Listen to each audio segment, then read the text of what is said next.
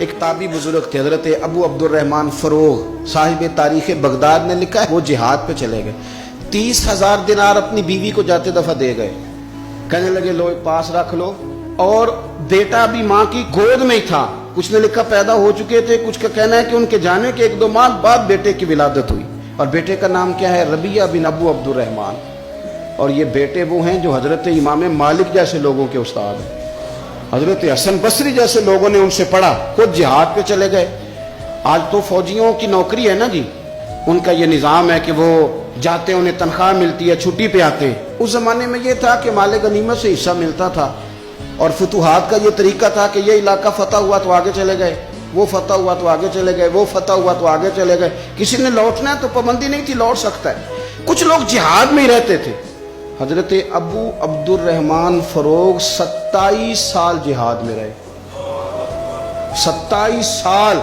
یہاں تو خاوند باہر ہو تو بہت ساری عورتیں کہہ دیتی ہیں کہ تیرے ابے نے تو صرف پیسے کمائے، مصیبتیں تو ساری میں نے دیکھی ہیں۔ معاذ اللہ، بعض جگہ، سب نہیں لیکن بعض جگہ کہہ دیتی ہیں کہ وقت تے سارے میں کیتے۔ 27 سال شوہر چلا گیا، واپس ہی نہیں آیا، 30,000 دینار دے کے چلے گئے۔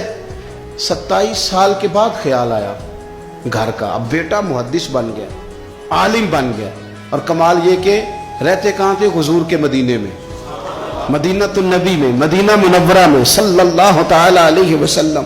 اور ان کے صاحبزادے حضرت ربیعہ یہ مسجد نبی میں، حضور کی مسجد میں بیٹھ کے نبی پاک کی حدیث پڑھایا کرتے۔ آئے گھر، دروازے پہ دستک دی، صاحبزادے نے دروازہ کھولا، نہ باپ بیٹے کو پہچانتا ہے نہ بیٹا باپ کو۔ جناب ابو عبدالرحمن اندر داخل ہونے لگے تو صاحبزادے نے کہا بوڑھے میاں میرے گھر میں بغیر اجازت کے کیوں داخل ہو رہے ہیں؟ تو وہ کہنے لگے تو بتا، تو نے میرے گھر پہ قبضہ کیوں کر رکھا ہے؟ اب جب بات زیادہ بڑھ گئی تو دونوں جانب سے لوگ جمع ہو گئے، شور اٹھا تو اندر سے والدہ نے سنا، پردہ سرکا کے دیکھا کہ میرے شوہر آ گئے 27 سال کے بعد، 27 سال کے بعد۔ آپ اپنے صاحبزادے سے کہنے لگی بیٹا ان کو اندر آنے جو، تمہارے والد ہیں۔ بڑا روئے باپ بیٹا، بڑا روئے۔ ماں اور بیٹے کی محبت کا بھی اندازہ نہیں، پر قرآن پاک پڑھے نا تو 2 مثالیں باپ اور بیٹے کے پیار کی بھی ملتی ہیں۔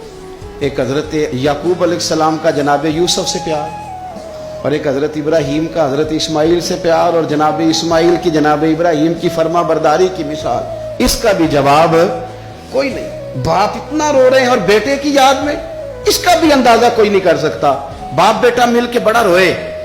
عصر کی نماز کا وقت ہو گیا، حضرت ربیعہ جو محدث ہیں وہ وضو کر کے مسجد شریف چلے گئے۔ یہ ابھی چونکہ سفر سے آئے تھے، انہوں نے کھانا وانا کھایا، تھوڑی دیر بیت گئی تو یہ نہیں پوچھا پیچھے حال کیا رہا، پوچھتے ہیں اپنی بیوی سے میرے 30,000 دینار کہاں ہیں؟ تو اہلیہ کہنے لگی مسجد جائیں نا، حضور کی مسجد میں عصر پڑھ کے آئیں، پھر میں بتاتی ہوں پیسے کہاں ہیں۔ حضرت ربیعہ نے امامہ باندھا، جبہ پہنا، حضور کی مسجد میں بیٹھے اور حدیث پاک کا درس دے رہے ہیں۔ سامنے حضرت حسن بصری جیسے، امام مالک جیسے لوگ بیٹھے ہیں۔ حضرت ابو عبدالرحمن فروغ جو ان کے والد تھے، عصر کی نماز پڑھ کے نا تو پوچھتے ہیں ایک شخص سے، یہ کون ہے نوجوان کالی داڑھی والا؟ عمر زیادہ نہیں پر کس طرح شوق سے حضور کا دین بیان کر رہا ہے، کون ہے؟ تو بتانے والے نے کہا کہ حضور ایک نا ابو عبدالرحمن نام کے بزرگ ہیں، وہ 27 سال سے جہاد میں گئے ہوئے ہیں، یہ ان کا بیٹا ہے۔ یہ سنا کہ میرا پتر اتنا بڑا عالم، چھم چھم آنسو گئے، داڑھی بھر گئی آنسو، حضور کی مسجد میں تشکر کے آنسو، خوب روئے، خوب روئے۔ اٹھے گھر گئے، اور جب آنسو بھرا چہرہ لے کے گھر آئے تو اماں ساری بات ہی سمجھ گئی، کہنے لگی دیکھا ہے وہ بیٹے کو حدیث پڑھاتے، اب پتہ چلا میں نے آپ کے 30,000 دینار کہاں خرچ کیے، میں نے آپ کا پیسہ ضائع تو نہیں کیا۔ حضرت ابو عبدالرحمن فروغ فرمانے لگے رب تجھے صلہ دے اور میری طرف سے بھی دے، تو نے تو کمال کر دیا ہے۔